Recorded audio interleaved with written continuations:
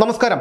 മുൻ ദേവസ്വം മന്ത്രിയും നിലവിലെ എംഎൽഎയും സിപിഎം സംസ്ഥാന സെക്രട്ടേറിയറ്റ് അംഗവുമായ കടകംപള്ളി സുരേന്ദ്രനെ ശബരിമല സ്വർണ്ണക്കൊള്ള കേസ് അന്വേഷിക്കുന്ന പ്രത്യേക അന്വേഷണ സംഘം ചോദ്യം ചെയ്തു എന്നുള്ള വാർത്ത പുറത്തുവരുന്നത് ഇന്നലെയാണ്. ശനിയാഴ്ച നടന്ന ഈ ചോദ്യം ചെയ്യൽ അതീവ രഹസ്യമായിട്ടായിരുന്നു. പക്ഷേ ഈ വാർത്ത പുറത്തു വന്നതിനു ശേഷം കടകംപള്ളി തന്നെ SIT ചോദ്യം ചെയ്തെന്നുള്ള വിവരം സ്ഥിരീകരിച്ചിട്ടുണ്ട്.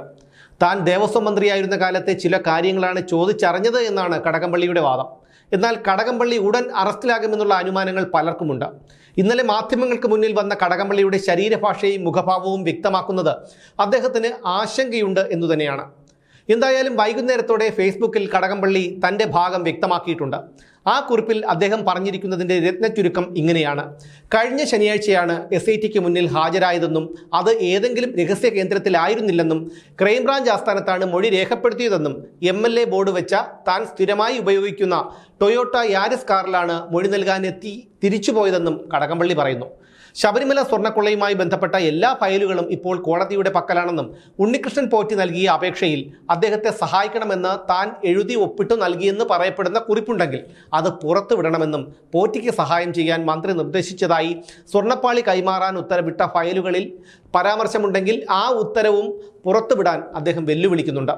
ഉണ്ണികൃഷ്ണൻ പോറ്റിയുടെ സ്പോൺസർഷിപ്പിൽ തൻ്റെ മണ്ഡലത്തിലുള്ള ആർക്കെങ്കിലും വീട് വെച്ച് കൊടുത്തിട്ടുണ്ടെങ്കിൽ അതിൻ്റെ വിവരങ്ങൾ പുറത്തുവിടാനും കടകംപള്ളി പറയുന്നുണ്ട്.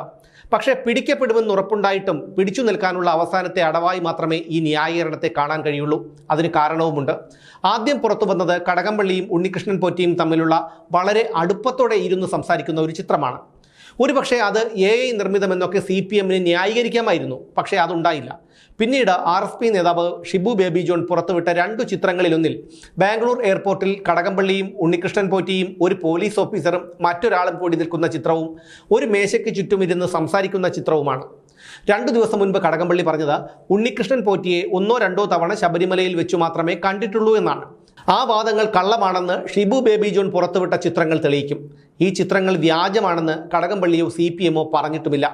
പിണറായി വിജയനും ഉണ്ണികൃഷ്ണൻ പോറ്റിയും ഒരുമിച്ച് നിൽക്കുന്ന ചിത്രങ്ങൾ AI നിർമ്മിതമാണെന്ന് ന്യായീകരിച്ചവരാണ് CPMകാർ എന്നോർക്കണം.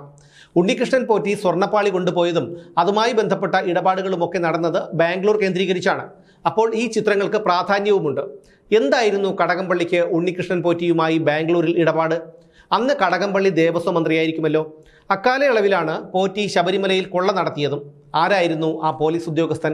അദ്ദേഹം മലയാളിയാണ് എന്നാണ് പുറത്തു വരുന്ന വിവരം. ഇനി കൂടെയുള്ള നാലാമനാരാണ്?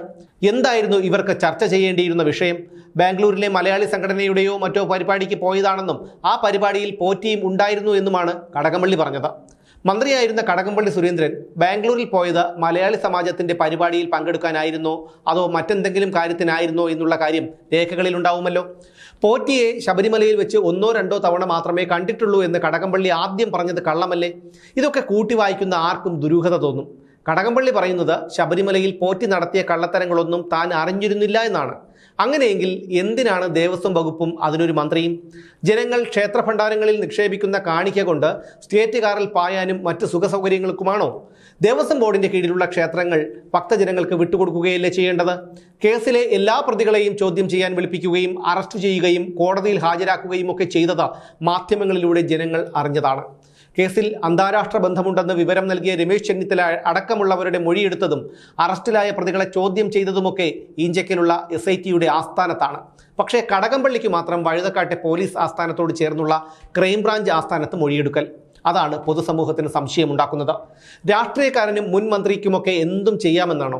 ലോകപ്രസിദ്ധമായിട്ടുള്ള ഒരു ക്ഷേത്രത്തിലാണ് ഈ പെരുംകൊള്ള നടന്നത്. എന്നിട്ടും അതിന് ഉത്തരവാദികളായവരിൽ പലരും ഇപ്പോഴും പുറത്താണ്. അവരുടെ ചുമതലയിലുണ്ടായിരുന്ന ക്ഷേത്രത്തിലാണ് ഈ പെരുംകൊള്ള നടന്നത്. അത് അറിഞ്ഞില്ലെന്നോ കേട്ടില്ലെന്നോ പറഞ്ഞിട്ട് കാര്യമില്ല. ഒരു വലിയ സമൂഹത്തിൻ്റെ വിശ്വാസത്തിന് തന്നെ കളങ്കമേൽപ്പിക്കുന്നതാണിത്. അതുകൊണ്ട് തന്നെ കടകംപള്ളിക്ക് ഒഴിഞ്ഞു മാറാനും കഴിയില്ല.